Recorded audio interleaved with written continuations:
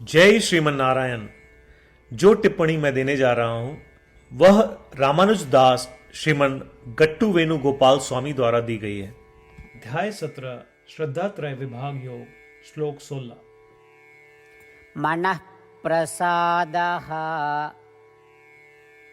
सौम्यत्वं मौनम् आत्मविनिग्रहः भावसंशुद्धिः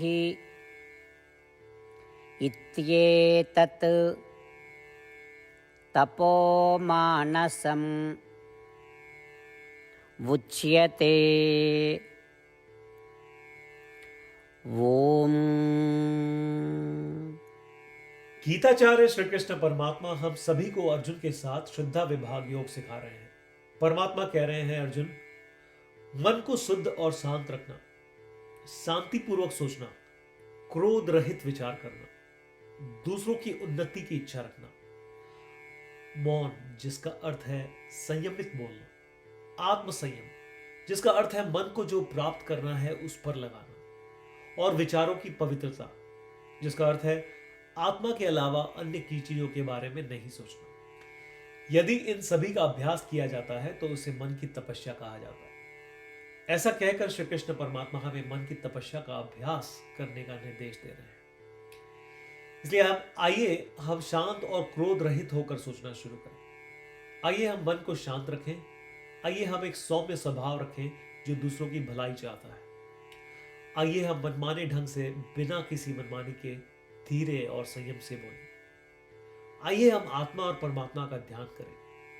इस प्रकार के अभ्यास को जारी रखते हुए तथा श्रीमन नारायण की प्राप्ति को अपने जीवन का लक्ष्य बनाते हुए, केवल श्रीमन नारायण की शरण लेते हुए हम श्री कृष्ण परमात्मा के वचनों को श्लोक के रूप में यथावत दोहराने का प्रयत्न करें। मनः प्रसादः सौम्यत्वं मौनम् आत्मविनिग्रहः भावसंशुद्धिरित्येतत् तपोमानसमुच्यते।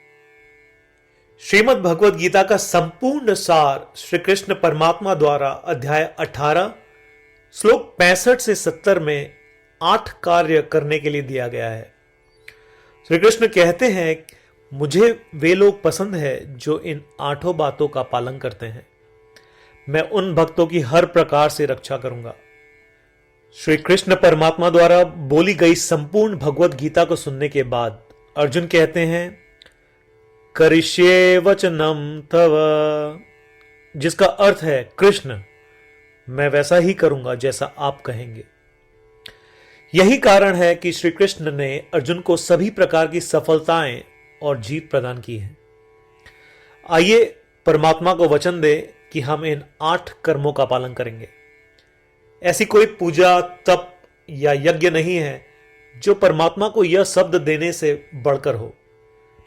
मैं कहूंगा कि ये 8 प्रतिज्ञाएं हमें करनी चाहिए। कृपया आप सभी इन्हें अपने दिल और दिमाग में सोचें।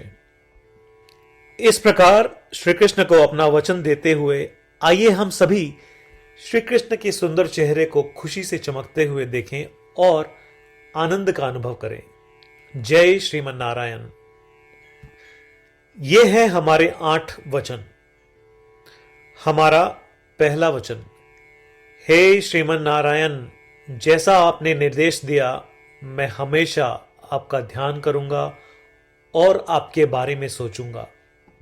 हमारा दूसरा वचन, हे श्रीमन नारायण, जैसा कि आपने सलाह दी मैं हमेशा आपका भक्त रहूंगा।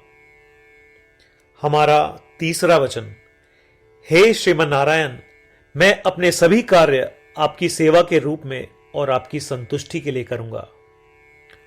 हमारा चौथा वचन, हे श्रीमन नारायण, जैसा कि आपने अनुसरण करने के लिए कहा था, मुझे पूरा विश्वास है कि मैं आपका हूं और मैं हमेशा अपने हाथ जोड़ूंगा और आपको नमस्कार करूंगा। हमारा पांचवा वचन, हे श्रीमन नारायण, मुझे आपके शब्द मामेकम शरणम व्रज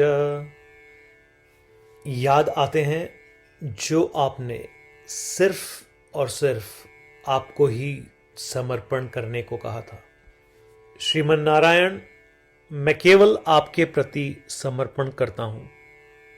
हमारा छठा वचन, हे श्रीमन नारायण, मुझे आपके शब्द मां शुचः याद आते हैं कि आप हमें शोक न करने का आश्वासन दे रहे हैं। मैं अब शोक नहीं करूंगा। हमारा सातवां वचन, हे श्रीमन नारायण, आपने हमारे लिए श्रीमद् भगवत गीता देकर हम सभी पर कृपा की है और आशीर्वाद दिया है। मैं कम से कम एक श्लोक पढ़ने या सुनने का वादा करता हूं। हमारा आठवां वचन, हे श्रीमन नारायण, आपने सारी मानवता को गीता प्रदान की। मैं गीता में आपके दिव्य शब्दों को उन भक्तों तक फैलाने का प्रयास करूंगा जो गीता से अपरिचित हैं। हमने अभी अभी परमात्मा को 8 वचन दिए हैं। प्रतिदिन श्रीमन नारायण को यह वचन देना कि हम वैसा ही करेंगे जैसा वे कहेंगे, अपने आप में एक महान पूजा है। आइए हम उसे अपने अटल विश्वास के साथ अपना वचन दें। श्रीमन नारायण करिष्ये वचनम तव, जिसका अर्थ है, श्रीमन नारायण, मैं आपके निर्देशों के अनुसार कार्य करूंगा।